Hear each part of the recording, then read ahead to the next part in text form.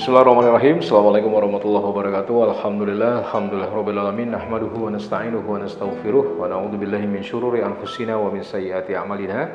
May yahdihillahu fala mudilla lahu wa ma yudlil falan tajida lahu waliyyan mursyida. Asyhadu an la ilaha illallah wa asyhadu anna Muhammadan abduhu wa rasuluh la nabiyya wa la rasula ba'dah. Allahumma shalli ala Muhammad wa ala alihi wa ashabihi ajmain wa man tabi'ahum bi ihsanin ila yaumiddin. Apa kabar para remaja, para pemuda di bulan Ramadan kali ini? Mudah-mudahan kita senantiasa dalam kondisi sehat walafiat, senantiasa semangat luar biasa untuk menjadi para pemenang keluar di bulan Ramadan sebagai hamba-hamba Allah yang bertakwa dan diampuni dosa-dosa serta kesalahan kita. Syukur Alhamdulillah atas segala nikmat yang telah Allah berikan kepada kita semua, nikmat iman, nikmat Islam, nikmat rasa aman, nikmat menjadi seorang hamba yang senantiasa bisa bersyukur dengan amal solih yang bisa kita kerjakan. Fa'idha faraqata fansob. Barang siapa yang sudah selesai dalam satu urusan kebaikan, maka hendaknya dia segera berpikir untuk kebaikan-kebaikan atau amal-amal kebaikan berikutnya. Kemudian salawat dan salam kita haturkan kepada junjungan kita, Nabi kita Nabiullah Muhammad SAW. Salawat dan salam juga terlimpahkan kepada segenap keluarga beliau, para sahabat, sahabiyah, tabi'in, tabi'ut tabi'in, serta kepada seluruh umat Islam dimanapun mereka berada. Berbicara tentang Ramadan, maka Ramadan ini para ulama mengatakan Rajab itu adalah bulan menanam, Sya'ban adalah bulan mengairi, dan Ramadan adalah bulan untuk memanen. Bagaimana bisa orang memanen tanpa dia pernah menanam? Bagaimana bisa seseorang yang memanen tapi dia tidak pernah merawat, tidak pernah mengairi tanaman yang dia tanam? Maka ketika kita di bulan Rajab sudah mulai menanam, membiasakan dengan kebaikan-kebaikan, lalu kemudian di Sya'ban kita airi apa yang sudah kita tanam, maka Ramadan kita sudah bisa memanen apa yang bisa kita tanam tersebut. Maka bagi remaja yang hari ini mungkin masih bahasa Jawanya itu kecontal-contal ya, atau mungkin merasa masih berat untuk melakukan amalan-amalan di bulan suci Ramadan. Pagi harinya mereka puasa, malam harinya mereka sholat malam. Ternyata berat banget. Puasa ogah-ogahan, sahur juga harus dibangunin, buka juga berlebihan, sholat taraweh akhirnya cuma mengambil yang ringan-ringan. Bisa jadi di bulan Rajab dan di bulan Sya'bannya mereka tidak melakukan preparation atau persiapan sama sekali. Bagaimana halnya dengan seorang atlet yang kemudian dikasih tahu, Mas, 6 bulan lagi kita akan bertanding. Apa yang dilakukan oleh seorang atlet? Dia akan lakukan persiapan, dia akan lari mengelilingi lapangan, dia akan jaga stamina, dia akan jaga kesehatannya, jangan sampai sakit, jangan sampai lemah, jangan sampai loyo. Vitalitasnya dijaga, staminanya dijaga dengan ketat. Kenapa? Karena akan bertanding, maka dia lakukan persiapan-persiapan. Lalu bagaimana dengan kita hari ini? Di bulan Ramadan, ternyata kita tidak bisa atau tidak mampu untuk menikmati apa yang seharusnya kita nikmati. Maka ibaratnya orang beramal, pilihlah amal-amal yang sekiranya amal itu bisa menjadi deret ukur, bukan hanya sekedar deret hitung. Maksudnya bagaimana? Deret ukur itu adalah amal yang sifatnya multiply, amal yang sifatnya berlipat-lipat. Kalau kita kerjakan di bulan Ramadan, semakin banyak lipat-lipatannya. Apalagi kalau seandainya kita dapat Lailatul Qadar 83 tahun nilai dari amalan kita. Kalau pas di Lailatul Qadar itu kita didapati dalam kondisi zikir, dalam kondisi sholat, maka 83 tahun kita berzikir dan 83 tahun kita sholat. Tetapi kalau seandainya di Lailatul Qadar itu kita didapati sedang main catur atau kita didapati sedang tidur, maka 83 tahun kita menghabiskan waktu untuk main catur dan juga untuk tidur. Makanya yang penting di awal adalah mindsetnya. Bagaimana sesuatu yang kita sebut Ramadan ini bisa benar-benar kita manfaatkan dengan baik. Saya kasih ibarat, misalnya kalian dikasih satu karung, kemudian diminta untuk masuk ke dalam sebuah goa. Goa itu isinya perhiasan, isinya emas batangan, isinya luar biasa. Kemudian orang yang ngasih karung sama kamu tak kasih waktu selama 1 hari aja.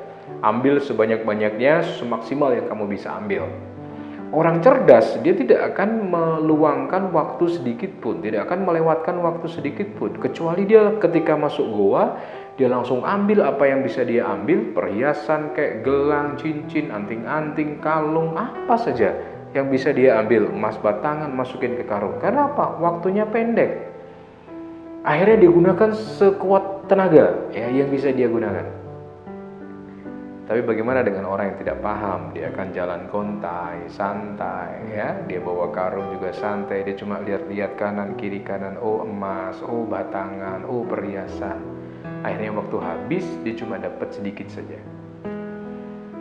Nah, mindset seorang anak muda harus dibikin kayak gini. Oh, ini masa paling bagus nih untuk beramal solih. Ya. Kita banyakin sholat, ya. Kita banyakin zikir, kita banyakin baca Quran. Maka akhirnya kemudian ketika kita melakukan itu, kita akan mendapatkan kebaikan-kebaikan dari sisi Allah Subhanahu wa Ta'ala. Nah, pertanyaannya, amal apa saja sih kira-kira yang bisa kita lakukan? Pertama, amal yang bisa kita lakukan adalah meluangkan waktu untuk iktikaf 10 hari di bulan suci Ramadan atau di bulan berkah Ramadan. Coba kita bayangkan ya, 11 bulan kita dikasih Allah kesempatan untuk cari uang, cari maisah.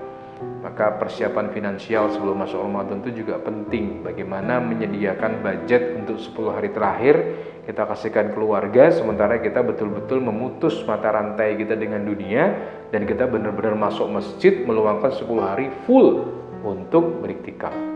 Karena keutamanya sangat banyak sekali. Kita berpeluang untuk mendapatkan Lailatul Qadar. Kita sama Allah saja kadang masih berhitung kan. Oh, Lailatul Qadar itu dijatuhkan hanya di malam ganjil. Wah, akhirnya kita iktikafnya cuma ketika malam ganjil. Itu pun malam hari aja ya. Kalau pagi-pagi sama siang kita masih kerja, malamnya kita baru iktikaf.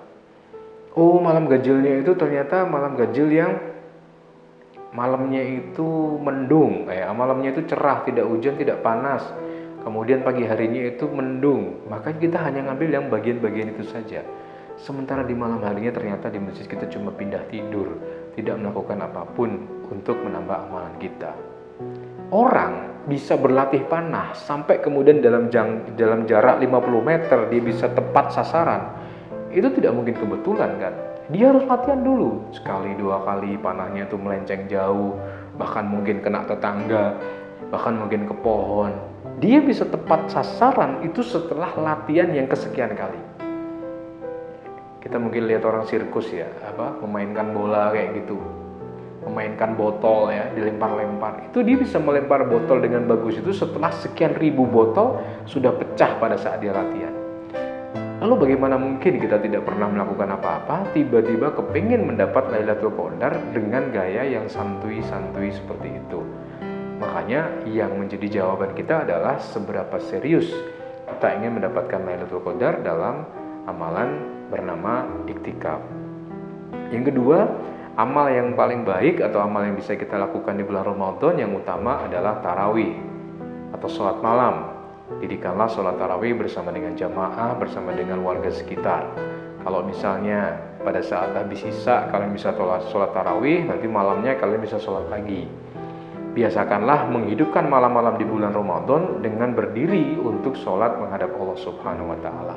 Nikmati setiap gerakan sholatnya, nikmati setiap doanya, karena kata salah satu ulama di Indonesia ini, ada satu gerakan yang bakalan kita rindukan ketika kita sudah di akhirat, yaitu sujud. Ya. Ketika tidak ada raga yang dipeluk, tidak ada bahu untuk kita bersandar, maka tetap ada lantai bagi kita untuk bersujud. Itulah kalimat-kalimat yang sering kita dengar, sering kita baca di memes-memes Instagram atau mungkin di medsos-medsos yang lain. Kemudian banyak-banyak lakukan apa? Membaca Al-Quran. Kalau perlu sebelum Ramadan, kalian membeli Quran yang gue banget, ya. Quran yang kita seneng kalau baca tuh, ya. Jangan sampai di rumah kita buka Quran kita, Masya Allah, covernya sudah nggak ada, ya. Dibuka kertasnya sudah bikin bersin-bersin batuk-batuk, kondisi sudah nggak bagus, terus kemudian pengen baca Quran dari model Quran kayak gitu, mushaf kayak gitu, nggak ada semangat-semangatnya. Pacu diri kita, bilang sama diri sendiri, kalau saya bisa khatam Quran selama 1 bulan ini 1 kali saja selama Ramadan, maka saya akan hadiahi diri saya dengan bla bla bla. Dan kalau saya gagal dalam memotivasi diri saya untuk 1 kali khatam di bulan Ramadan, maka saya akan sanksi diri saya dengan bla bla bla. Dengan begitu orang akan termotivasi. Tapi beda kalau misalnya ya alhamdulillah kalau bisa khatam, tapi kalau nggak khatam ya namanya juga manusia, penuh salah dan lupa. Kalau kayak gitu tidak pernah ada kita perbaikan. Masa kita bertahun-tahun, Ramadan bertahun-tahun begini-begini doang ya. Makanya harus ada something new, harus ada sesuatu yang baru di Ramadan kita. Maka baca Quran. Satu juz itu cuma 10 lembar kalau nggak salah. Kalau misalnya baca kita lancar itu cuma 1 jam. Tapi kalau bacanya agak kurang lancar mungkin sekitar 1 jam lebih ya, 30 menit ya. Kalau lancar 30 menit, kalau nggak begitu lancar 45 menit ya. Kalau nggak lancar banget ya mungkin bisa sampai 2 jam ya. Tapi apa? Effort ya. Kalau sendirian saya nggak semangat Ustadz. Ya sudah, cari teman ya, saling menyimak, bikin halakoh kecil baca Quran.